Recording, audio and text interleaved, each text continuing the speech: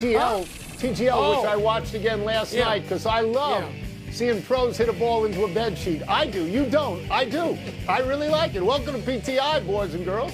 In today's episode, Kansas beats Houston. Kirk Cousins will be looking for a new team, and Brian Windhorst joins us for 5 good minutes. But we begin today with the San Antonio Spurs going into Detroit last night and beating the team with the best record in the NBA, 114-103. Victor Wembanyama had 21 points, 17 rebounds, and 6 blocks for San Antonio. On the other side, Cade Cunningham had one of his worst shooting nights of the season, finishing 5 for 26 from the field for the Pistons. Wilbon, what does this win mean for your Spurs? Tony, I think the Spurs are showing themselves every night with every one of these games, and they got a great record against the top teams in the league this season. Hey, forget what these people are saying about we're too young. We're not. Let's do this now.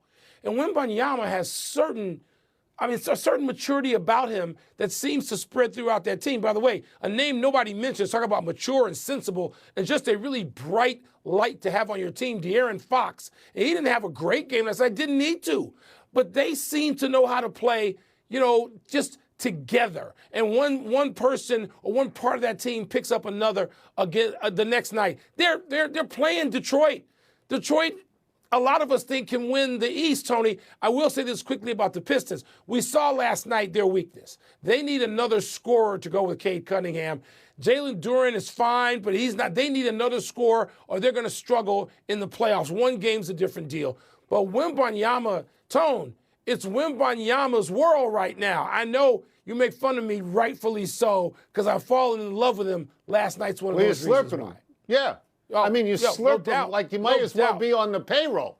I mean, honestly, you may as well go everywhere with him and be on the payroll. So we understand it. Look, my tendency, as you know, is to try not to get carried away with isolated games, to try to say that none of these single matchups really means much. But piggybacking on what you said, the San Antonio Spurs are now 8-1 against the best teams in each conference. In the East, that is Detroit, New York, and Boston. And in the West, that is Oklahoma City and Denver. 8-1. It is hard to minimize 8-1. It's hard to knock 8-1 against these teams. They are 4-1 against Oklahoma City, which is the reigning NBA champion. So what happened last night just adds to their resume. And in fact, for most casual onlookers, alerts them to the fact that San Antonio could win the whole thing. They could. They are that good. And Tony, that goes against everything you and I believe in philosophically. That some new kid on the block could win. We don't believe that, but yet those numbers you just mentioned they're making us at least pay attention in that direction.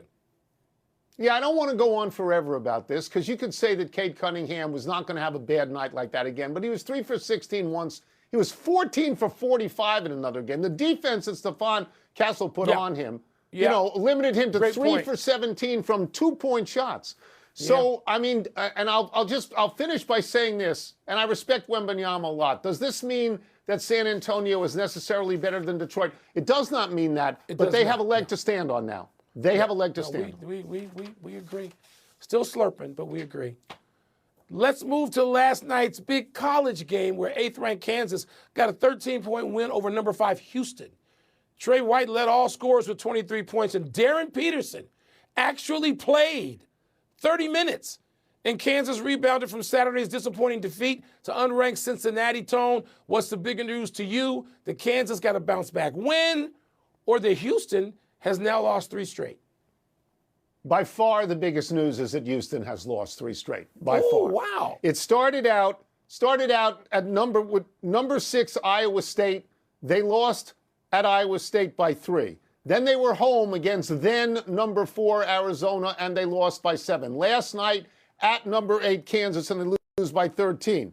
Now Houston, for much of this, was ranked 2 in the country. You have to put that in perspective. Yes, they lost to very good teams, ranked teams. But the number that they lost by got progressively higher, from 3 to 7 to 13, which tells me that if they are in the first tier still, Houston, they are at the bottom of the first tier. They don't feel like a 2 seed or a 1 seed anymore. They feel more like a 3 seed to me, because as the season goes on, now is where they are stumbling. It's not big news that Kansas won, and that was very predictable. Kansas got bombed at home by unranked Cincinnati. It was the worst home defeat Kansas has had to an unranked team in Bill Self's 23 years, which is motivation, kids, to win the next game, as in, hello, Houston, you've got a problem. I mean, that's what happened. That had to happen, though, Tony. It had to happen. Kansas had to come back like that because of the conditions you just set up. They had to, and they did. They did. Houston, I'll say this. You know, coaches, a lot of coaches have been behaving badly lately. Kelvin Sampson's not one of them. He sat there at a microphone the other night after his team lost, I think, the second of those 3 games, and he said, you know what? I'm not going to overreact or go crazy about this. This league, he's talking about the Big 8 or whatever they're called now, the Big 14, Big 12. Big 8, Big 12. Big 12. He said, here's what we know about every game. A really good team is going to win, and a really good team is going to lose. And he's talking about Iowa State, and he's talking about Kansas, and he's talking about Arizona, you know, relatively still freshly in from the Pac-12.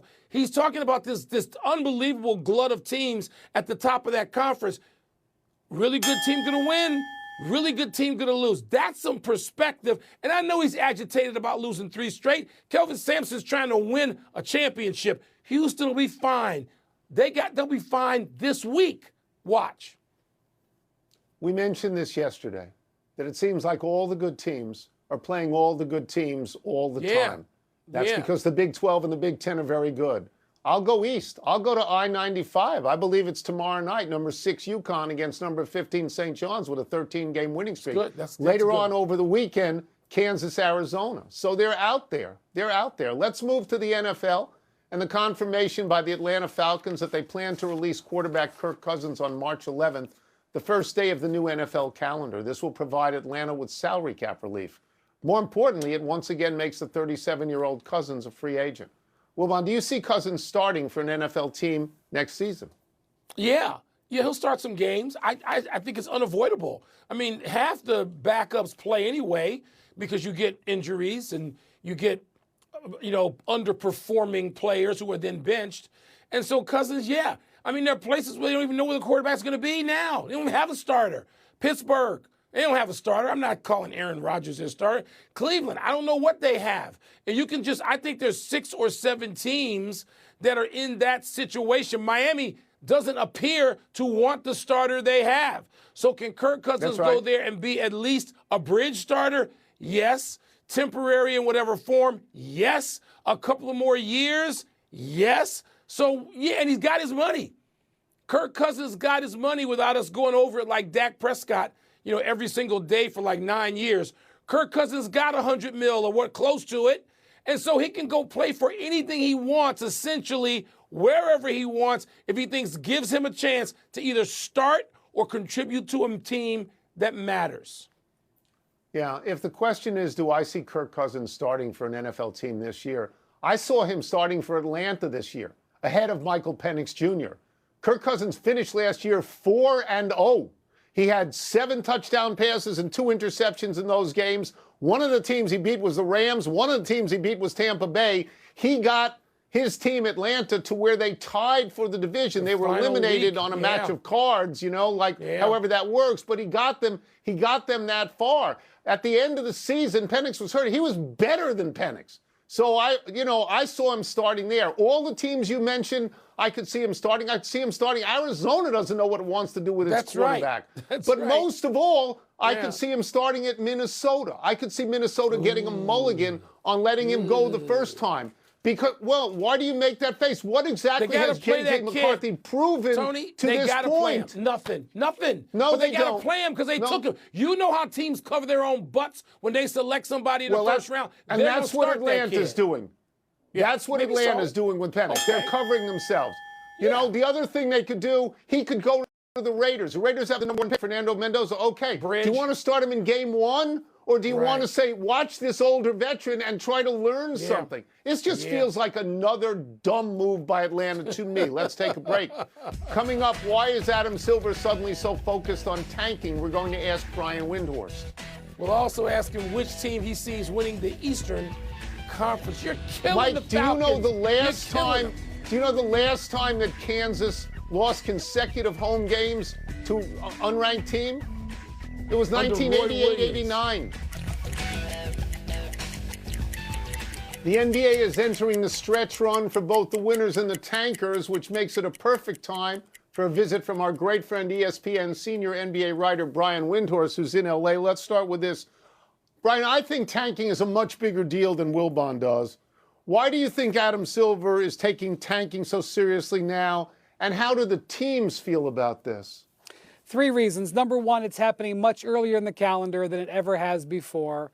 Number 2, the number of teams that are doing it. You could debate, maybe there's 8, maybe there's 10. It depends on who wants to be honest. Number 3, it's the way that they're tanking. It used to be that they would just deactivate players. And this started in the last couple of years, but is now very prevalent, where there are players who are in games who are being taken out of games, which makes it now within the 4 lines, which before it was outside the 4 lines. Obviously, if you look at the San Antonio Spurs, look at how great they are. Look at how their future is so amazing. They were built by tanking through the draft. The Thunder, they tanked, a year or 2. They didn't tank for 5 years. They tanked a year or 2.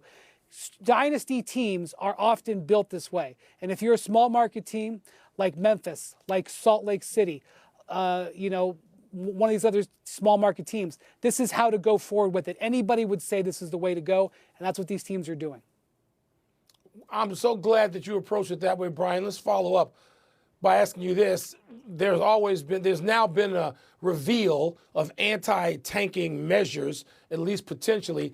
I don't believe any of them would work worth a damn, do you? Because you've been around for a while, with all due respect. The first anti-tanking measure was the lottery. That was in the early 80s. Yep. Since then, there have been 5 adjustments to the lottery. Then there was the play-in tournament. So that's 7 adjustments. So whatever adjustment this is, even if it's inspired, will be the 8th. And guess what? It may work in the short term, but there will be a 9th, there will be a 10th. Well, as long as you incentivize teams to move to a certain part of the standings to get better players, they will do so. And that is why what they are looking at is to try to incentivize winning. Whether or not they can get a system that actually works, that's another story. Amen. That's about the most concise and likable answer I've heard. Tony's probably frowning. Let's talk about the Eastern Conference in the NBA, Brian, which I heard you talking about a little earlier today on NBA Today. So the Pistons lose last night.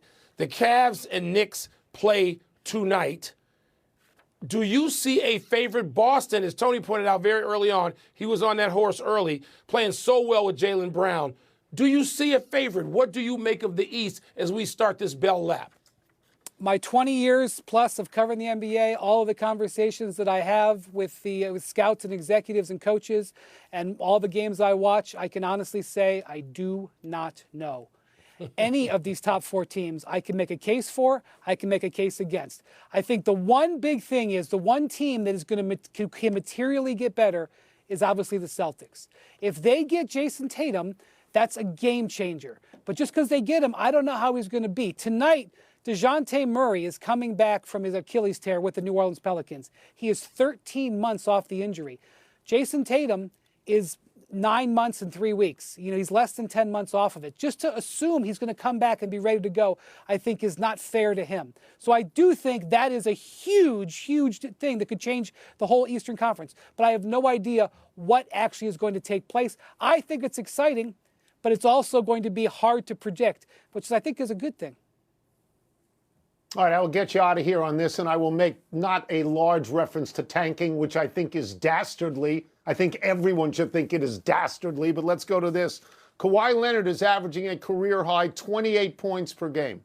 What, if anything, have you heard about the status of the NBA's investigation into Pablo Torre's story about possible cap circumvention by the Clippers, in a no-show job? Yeah. So first off, as far as I am aware, the investigation is ongoing. That is an unsatisfying answer, but that is what I believe is the case. When they complete the investigation, what is the process going to be?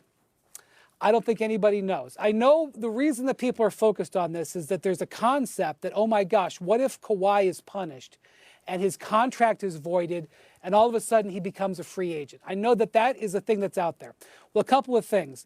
I don't know what's going to happen. I wish I could say I've got all of the information and here's what's going to happen. I don't have it. So I think the NBA is still trying to get it. The second thing is, people have continued to compare this to Joe Smith way back 25 years ago. Joe Smith was not punished. His contract was indeed voided, but he was not punished. So that's, if you're looking at precedent, I just want to point that out. The third thing is, any NBA free agent, no matter how he becomes a free agent, would have to be a free agent by March 1st for him to be eligible to sign with another team. I find it very unlikely we're going to get any final on this by March 1st, whether it's punishing Kawhi, Clippers, anybody or not. So I think as far as Kawhi goes, I think this is going to be a next year thing. As far as the Clippers go, I think there's serious concern that they're facing repercussions. How serious? We're going to have to wait and see. Yeah, it doesn't really feel like an aggressive investigation, but maybe it is. Thank you, Brian. Brian, Thanks, appreciate you, dude. Yeah. Let's take one last break. Still to come, has the UFL, Wilbon's favorite football league, opened the door to making long NFL field goals worth four. And is the time really now for a rematch between Mayweather and Pacquiao? What is this, the first week of PTI Revisited? What? Yeah. Well, it's not like they're both in their late 40s or 50s. Oh, wait. I think it is. Oh, wait, they I think it is. are. You know what's going to happen to Kawhi and the Clippers? Not a damn thing. Nothing. You heard it here That's right. first. Nothing. No, the NBA Zero. does not want to investigate or punish. Does Investigate not that. want to.